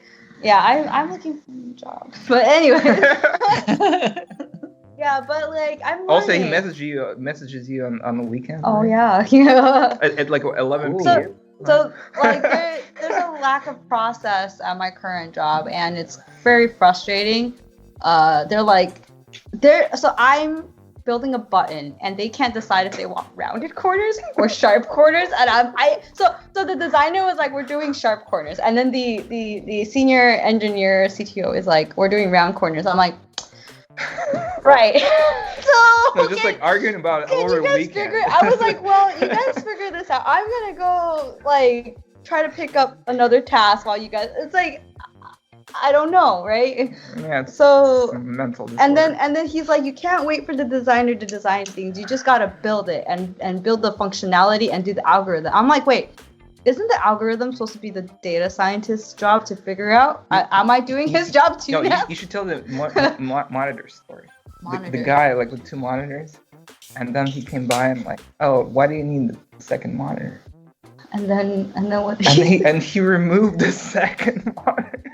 So he removed the second from who? Wait, no, I don't. Okay, you told me the story that there was a guy like with 2 monitors, and like the CTO. Oh, wait, this is not me though. Okay, so the previous developer, I met the previous developer who quit before me, and he was like, yeah, I had 1 monitor, and then I asked for a second monitor because he's doing front end development. He has his code on one, the app on the other one, and the CTO is just like, why do you need 2 monitors? Like, I don't understand. And then, like, 2 days later, IT came and took his second monitor.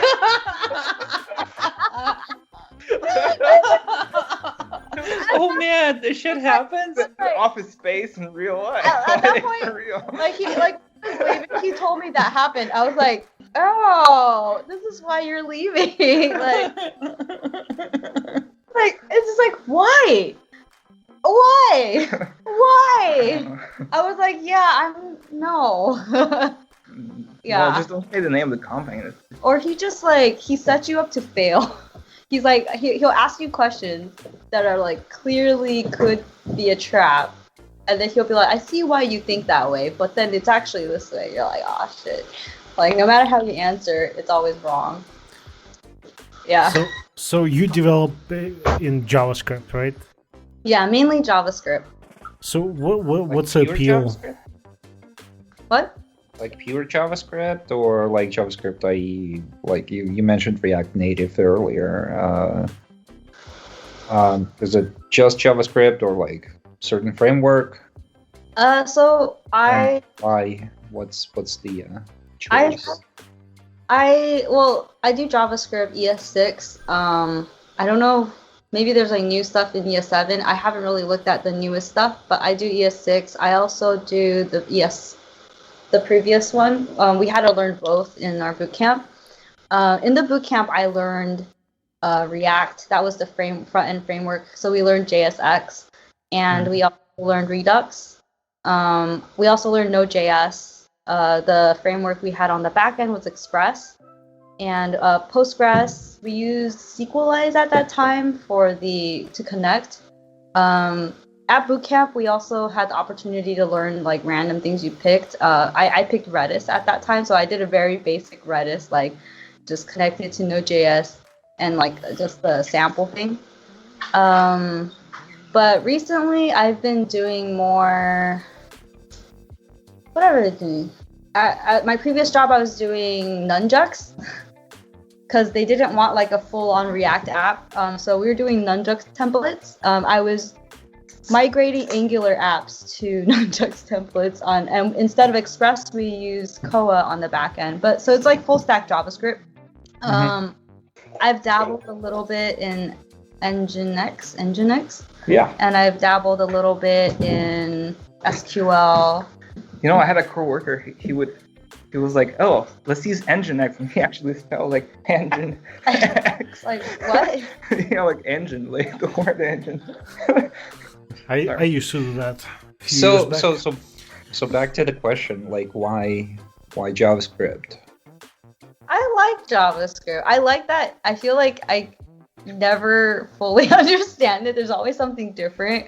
It's like a little unexpected. You could do a lot of stuff with JavaScript. It's fun. I'd say JavaScript is fun. It's not necessarily the best for everything, but it's fun. I like it. It's what I'm comfortable with. Especially debugging is fun. I need to learn TypeScript though. Like I can see in the if you're working with a large organization, TypeScript is really good. Like when new people are joining. So at my last company, I was migrating. They had a legacy app that was in Angular and Flask Python on the back end. So I was migrating that to like a Node.js back end and different frameworks on the front end depending on what we needed. So I like jumping around different stuff sometimes. Do you have like are you looking into some other language to learn or get into? And which language would it be? I actually thought about learning Go. I haven't had the chance to learn really. Everybody's learning Go, yeah. I wanted to learn Go. I like my previous team. Their backend was in Go, and they were doing Thrift for some templating. Because of the have you seen the avatar, the gopher? Yeah. I thought about learning Go. Thought about learning Python. I mean, I kind of know Python, just I don't know enough to start from scratch, use framework. But if they already had something, I could go and like debug or write something. I can do that. No spaces in there. Yeah. So I've thought about learning, Yeah. but yeah, I don't know. I've thought about that. I've looked into data. I'm not that interested in data, so I don't think I would learn. Actually, I have another friend who's doing data science, also a girl. I can bring on a podcast. Oh. There you go. Coming up. Okay, let's hit you with enterprise. Have you thought about getting in a good old Java? I tried Java at JP Morgan. I just don't like what is it when you compile it? It's waiting Just, for it. waiting. like you have to set up your Tomcat, and then you have to files, all that. Maybe I had a bad experience with it, but it just took forever to bundle, and I was just like, I'm waiting for this. What did you use, Ant or Maple? Wait, you actually configure your own Tomcat? Well, it was just Tomcat. Yeah. Like Everything is running in Tomcat and JP. I know, but it's somewhere there behind the scenes, and you never actually see it, right? Like I doubt many of our engineers actually know that the Tomcat actually runs there nowadays. You know. I feel like, how do you develop without it? Maybe I don't know. Yeah. Well, I'll just write it off that you had a bad experience. Like, I remember using Maven, and then I bundle mean, it I don't first, and know. then you had to Maven. Both. Maven, right? You had to bundle up with Java, and then there was like something happened, and then you had to run Tomcat. It's just like you're waiting, and you're like, I hope I didn't make a mistake. Oh. Okay. Well, Do you have, go ahead. Yeah. Good news for you. Good news for you. If you ever decide to work with Java, there is this wonderful thing called Spring Framework that just like does stuff for you. Like we're still not sure how it works. It's basically like black box that just does some sort of magic, and it works. We try not to touch it. Like, I think but but like yeah. so we were using Eclipse, but it only worked with a specific version. That was really funny. Like our manager was like, Eclipse, man, only Eclipse. It only worked with Eclipse, and like it had to be a specific version, so I couldn't even download it. They had to like email me that specific version installation. Yeah. And then like the files were like you had to like copy paste all these like settings to make sure it ran exactly the same. That was pretty funny. I mean, granted, you were doing the static, That's part of the static file, so like I don't even know what's gonna what those people that are working on the back end. I don't know, man. It's just some crazy shit. Yeah, it's magic there. Jude, what kind of hardware do you prefer? Like, are you using Mac, PC, Mac? So at the banks, I was using PC, and then after that, I've been using Mac. I think I prefer Mac. Like Mac? Yeah, I prefer Mac. So I Why? guess you excited about M1? What's that more? I don't know. What's that more? It's the Apple switched to their own basically CPUs, and they call their CPU M1, the first I guess edition. I think a couple of weeks ago they released new laptops with their own processors. No more Intel. That's it.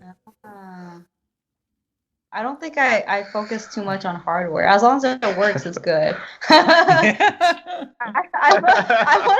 I always tell people I'm a software engineer. I'm not good with hardware. Leave me alone. Like I know how to set up my internet, but I'm not an actual like engineer. Like I don't know. My brother is good at that. He was like an electrical engineer major.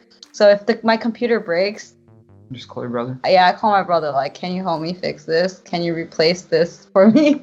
So, and I just do the programming on it. So, yeah. Do you have any thoughts on open source as a community, as a movement, as concept maybe? And that's, by the way, somewhat of a jump back into this free internship type of a deal. Open source, obviously, you contribute for free to development of some sort of a system. Could be Git, Linux, or a bunch of other maybe low-level software like protocols and stuff. But, again, you're sort of kind of working for free. I thought, like, for me, so far, I like having that community available if you decide to join it.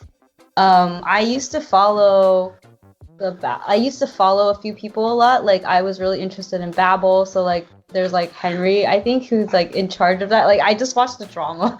Like sometimes it's just so much work for him. He's doing it full time. And then I also follow. I don't know if React considered full open source. No, it's Facebook. It's Facebook, but I guess the team is being paid there. That makes sense. But you can also contribute if you wanted to.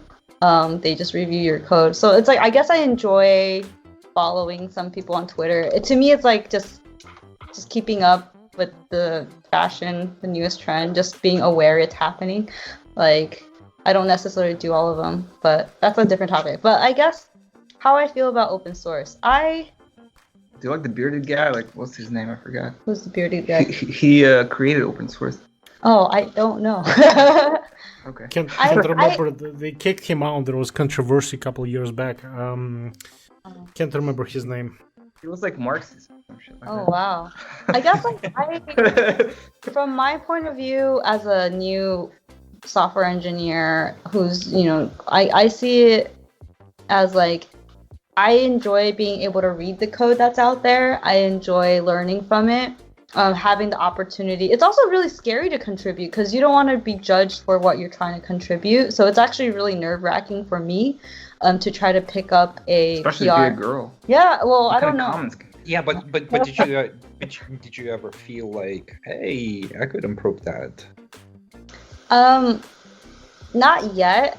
I've seen documentation that I feel like I can help make look nicer, but like, and my friend, one of my friends actually really enjoys doing open source, and he's always trying to give me very easy beginner ones. But I think for me, it's a lot of imposter syndrome, and also just like it's like you feel like if you're playing with the big boys, you gotta like. It's like I just don't feel as confident, It's like let me just lay low. I want to be a beginner for a while and just use this opportunity to learn.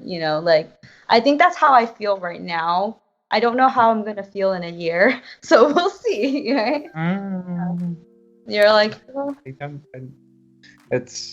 don't really think it really goes away. It's just at certain point you just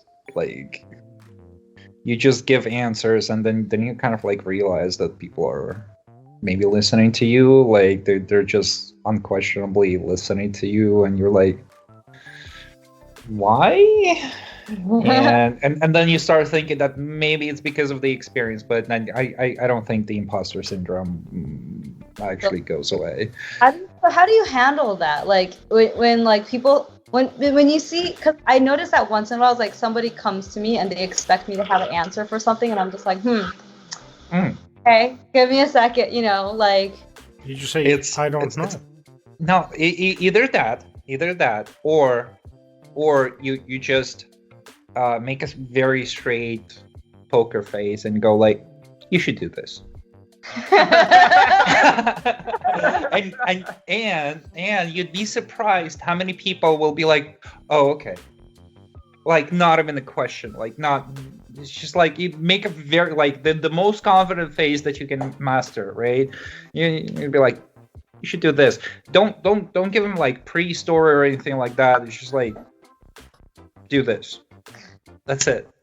And like with a very confident face, and see how many people actually don't question your decision. It's very fun. Like occasionally it happens, and it's a very, very interesting feeling. I would highly recommend. Like when I switched to like consulting, you just always have to be like, I know this, of course. I question everything he says. Well, no, but I wasn't consulting. I don't blame you. No, so it's your fault. No, so like, he started of course, it's like this. He started doing React and Redux, right? And then you know how he asks me for help. He comes to me and goes, Emily, why doesn't this work? And I'm like, well, what's wrong with it? He's like, I don't know, it just doesn't work. I'm like, can you elaborate on your question, please? Like, can you tell me what? And every time we meet, like trying to help, we just end up watching a movie or something. No, it's this guy. He says things, and I'm just like, "What are you talking about?" Like, no, but I'm saying like when I was like a full-time employee, you can just like be wrong. But if you're working on your own project, like for hourly pay, you just have to be like, oh yes, I know this. Yeah, of course, like this.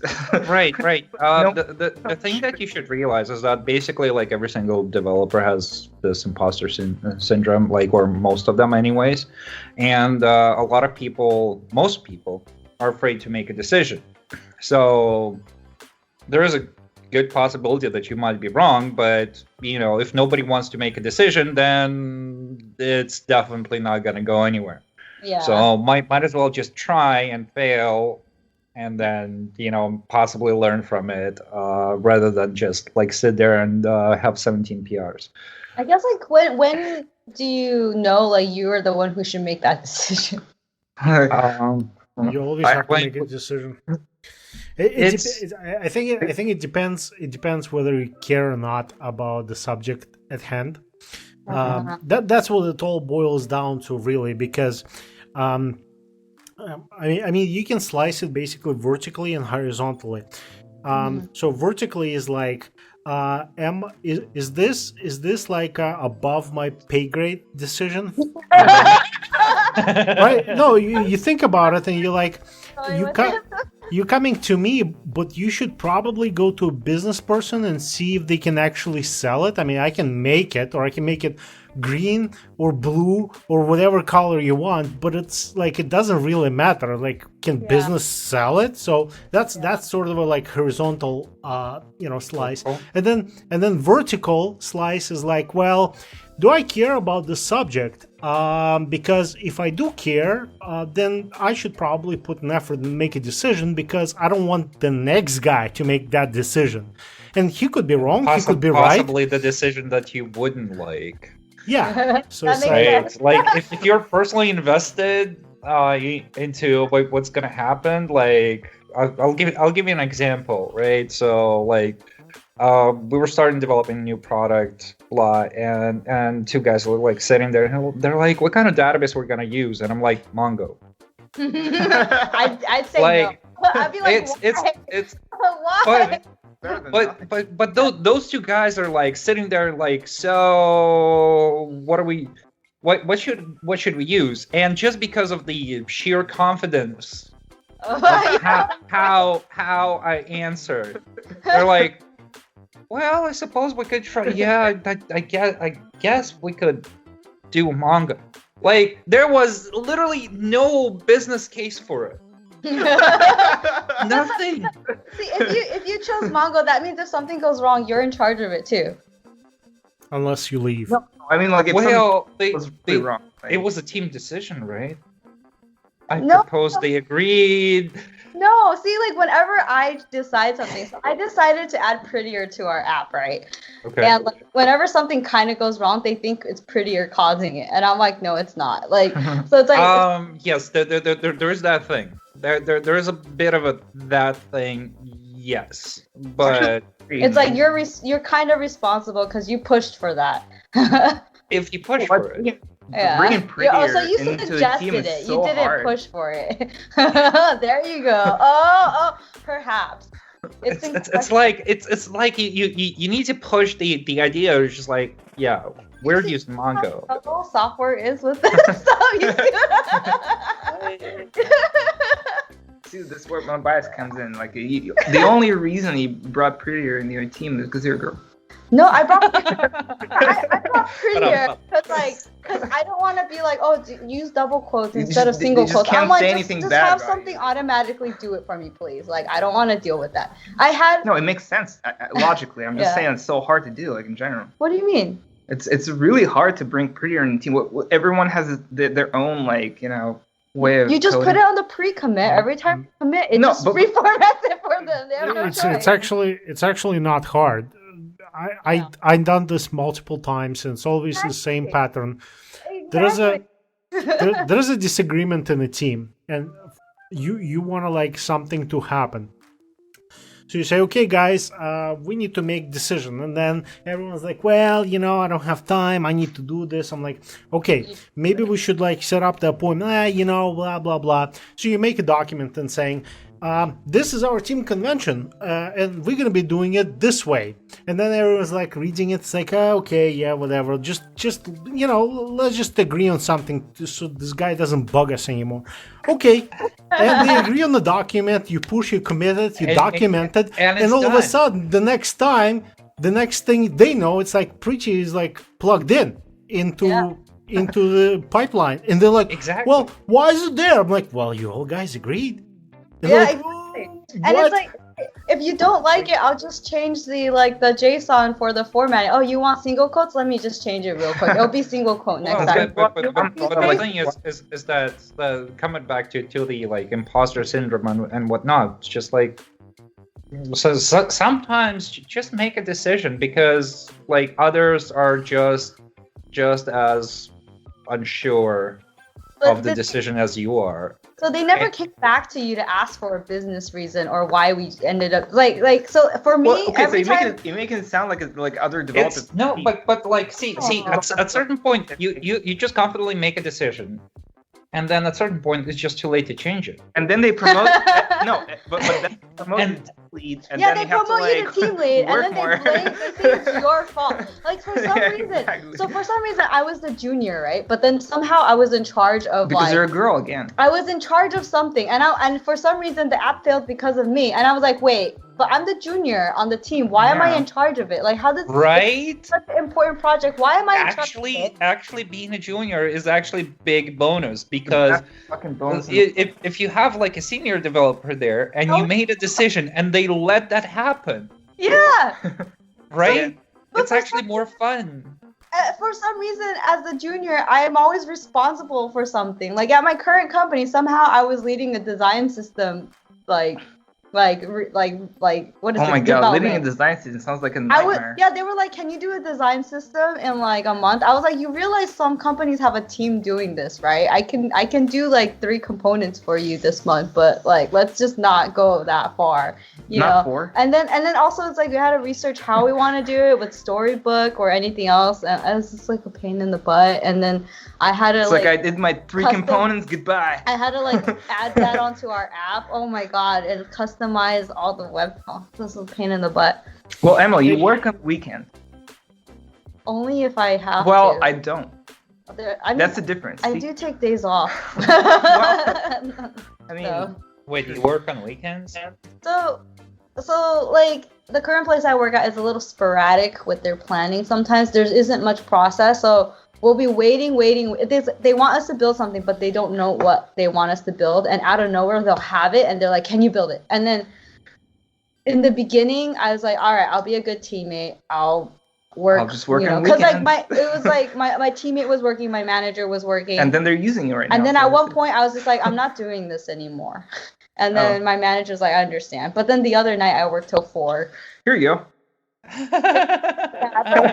Is it worth the extra pay? It happens sporadically, but it's like it's just kind of, I don't know. Well, that's the benefit of being a contractor. You can only work 8 hours. This is why I'm looking for a new job. I got a few questions from like listeners. My God. Yeah, they don't particularly have any sort of grouping or topic, but anyways. So the first question is like, how hard is it to actually develop a software and sell a product? And can you actually not listen to business people and like basically keeping it like as a hobby and I guess still make money? Is this a question for me or for Constantine? It's for the host, probably. Technically for you, but I'm not sure how far along are you. Okay, break it down. Eh?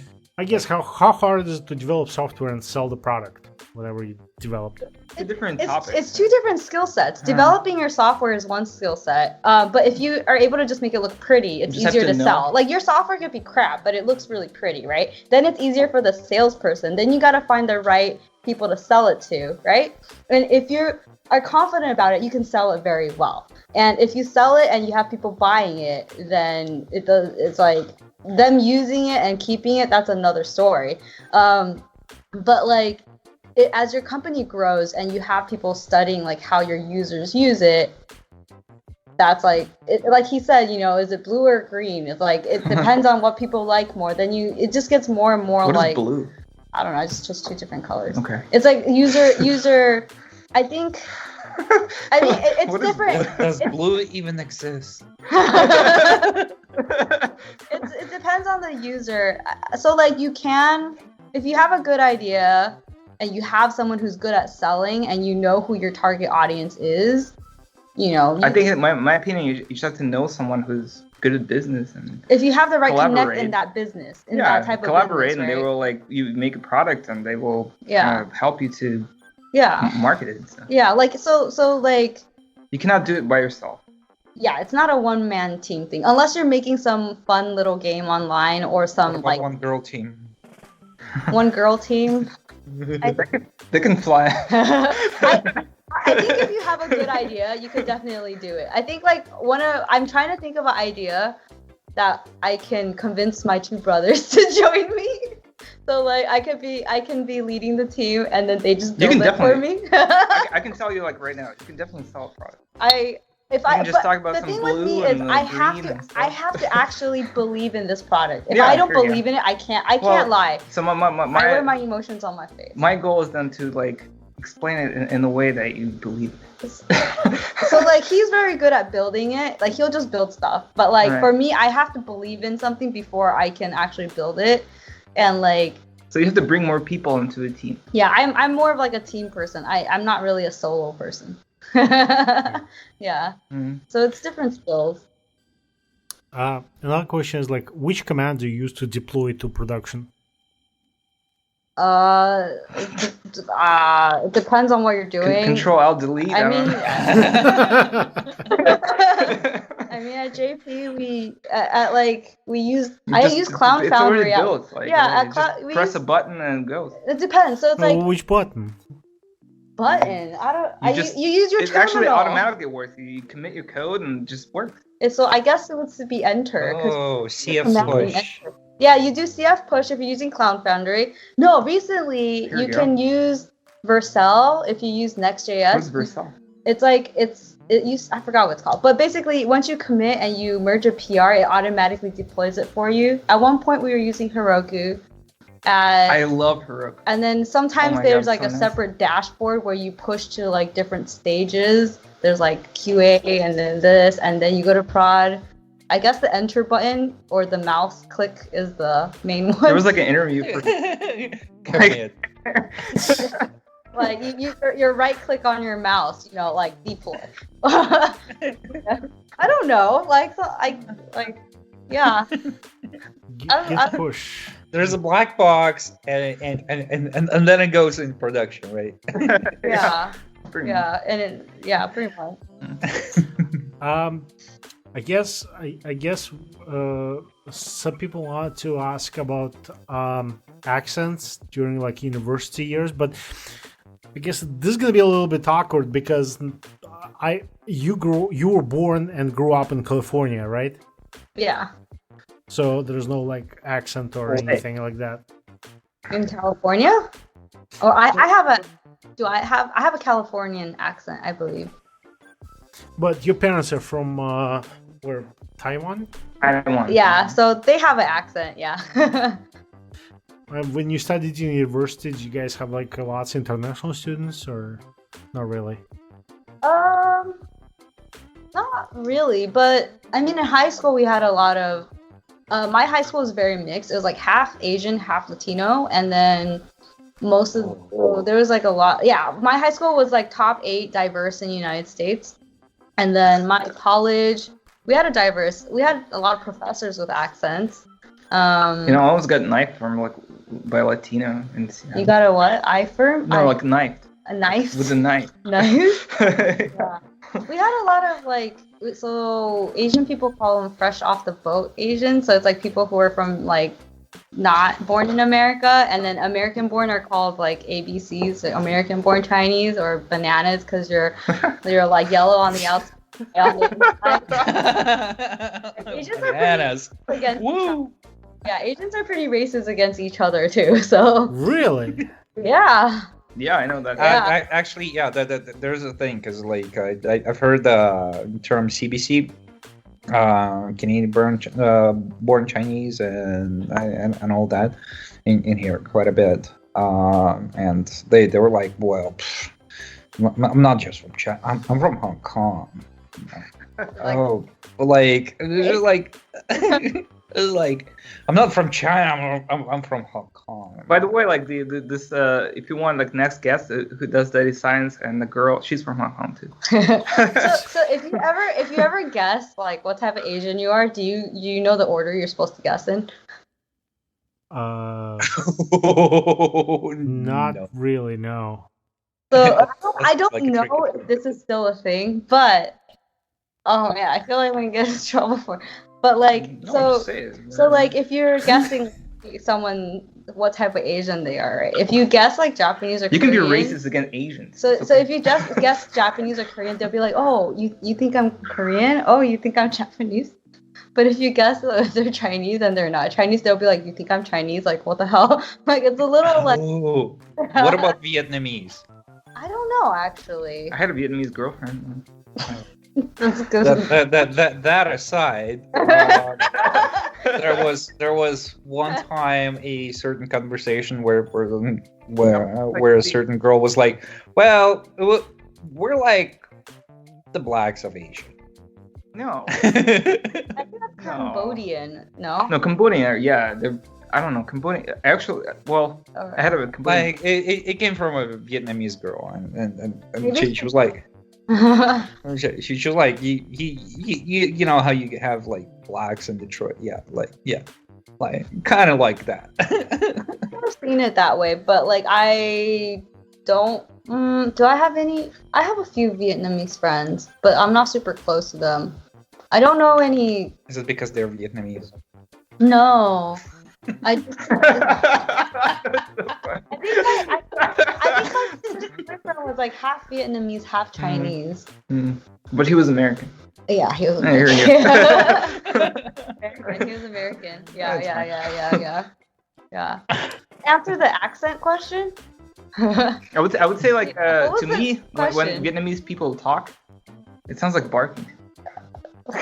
Like they're just like very like or arguing or something like that. But they talk like normal. But they're just like, are you arguing? No, I'm just talking. That's what it feels like for me with Cantonese.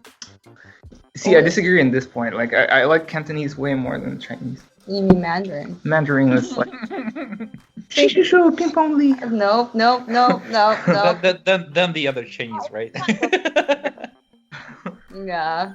I wonder if this answers. What was the question about the accent? Does that kind of? So Well, you don't have an accent, but it was kind of sort of, assumed that you were Yes, born in Taiwan what? and you came over here, so therefore you would have some sort of an accent. But LA accent. LA accent. Valley girl accent. I can count Valley Girl. That's true. you say dude a lot. I do actually. If I'm sometimes. Emily's from the valley. Like, for Sometimes. real. Sometimes I do. I think if I make an attempt to speak, I don't know. But apparently I speak slower than the people on the East Coast. I draw out my words more. But that's right. There's no rush. Like you had a. like I like to pause. I like to make sure my words are understandable. I make an effort, but I think when I do interviews, sometimes I speed up and I just do everything. But yeah, It's not as bad as the fucking British people, man. It's like, I'm sorry, but I used to live in England, in London, for a little bit, and whenever they speak, it feels like they're just choking on their own spit. It's like, what? Who are you talking to? Right. it's crazy. Like, what are you my talking God. about? I used to sit next to this guy every day. And then there'd be days where like, today I am not talking to you. I don't feel like talking to you. Alright. And that was because. Because he would piss me off on certain days. I'm not in the mood for this right now today. Good old Russian bullshit. That's right. Like, Right. there was one day he just like turned to me and he goes, Emily, LA is not a city. Seattle is a bigger city than LA. It's true. And then I was like, Downtown is much bigger. I was like, Constantine, have you seen the map of LA? I was like, I was like, let's Google this map. Let's take a look at this. It's a big like, village. I LA was is like, a big village. I was like, what kind of conversation is this? I am so done. You have to like talking drive you. 30 minutes. I can clearly see it. He was walking to work and he's like, today I'm gonna piss her off. And I'm just like, I was just like, are you stupid? Okay. I went to LA once and like I'm waking up at like 10 a.m. Yeah. I'm walking outside. You can do that everywhere. And, hey, there's no coffee shop. Well, where are Nothing. you? LA is. That's because you don't understand LA. Wait, what? Silver.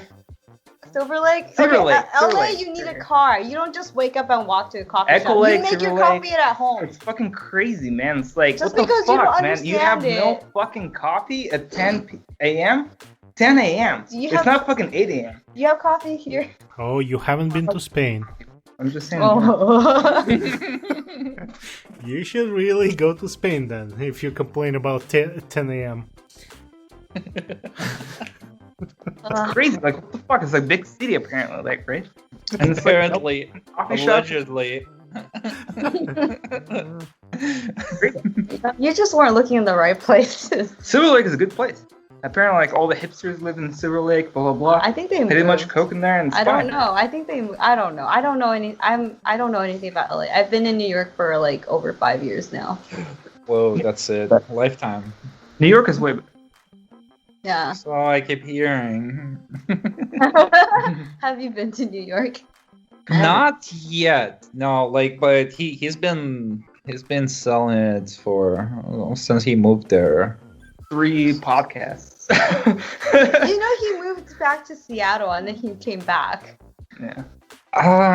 He's been selling Seattle for a while and really actually, hard. yes, that's I was right. talking That's about right. Like first he was selling Seattle.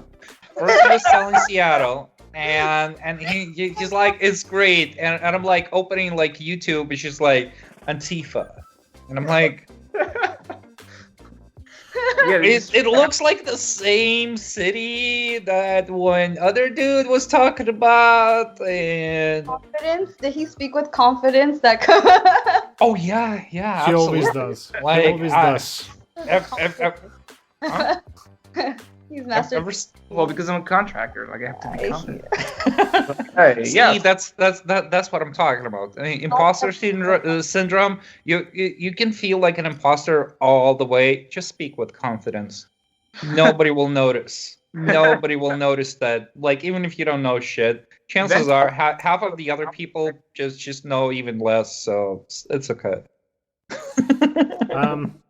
All right, guys, let's wrap it up because it's been fun. It's been like 2 hours, and by the way, we can stay after, but we gotta wrap the recording. So it's been great to have you.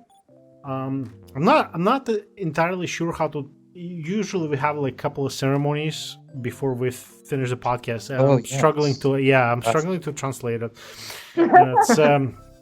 It's yeah. Anyways, word. yeah. And then you not, pick the random word first word that comes to your mind. It's not the last word precise. Like literally, it's like a backword. Sure. But yeah, it's you gotta pick a random word and just plug You it. gotta pick the random word that comes to your mind that finishes off the podcast. What are you thinking about? Just like what Here we go. Say it again. Lemonade. lemonade. Okay, that's great. Cork. I'll go with plunger. What? New York for me. Who's next? Beer. Beer. Lame. Well, I don't know what to say. Like, there's no beer. Okay. I'm sorry. There's no judgment about beer. I know we all saw the It's eye gonna roll. be a bomb. It's gonna be a bomb. I saw the eye roll. I was gonna say Tecate because I saw the can. Oh yeah. Where'd you get Tecate in Canada? On the can. Oh. I have my sources. Actually, there's like a beer store that stocks up, and they're usually like they have like maybe 12 of them, like single cans, and I just walk in. I'm like, so how many you got in the back? Give me the case. Give me the case of Tecate. I want the Tecate. Like just whatever you have in the back, just bring it up. Alright. Okay, so just as a wrapping it up, we have our website rcmp.me. So if you guys like it, go there, register, comment. Also YouTube, Telegram, what else do we have? I keep forgetting. We have Discord. Twitter and We have Discord. That's right. And of course, if you enjoy the podcast, please subscribe, put a like. Do help us. Visit Donate. donations. We need to pay for the damn servers. Those are not free. Yeah, we do have our own servers, and the podcast take up lots of space, especially with our record. So we need to pay for them. So donate. And that's pretty much it. Thank you. Thanks. Talk to you later. Having me on. Bye. Bye. Bye.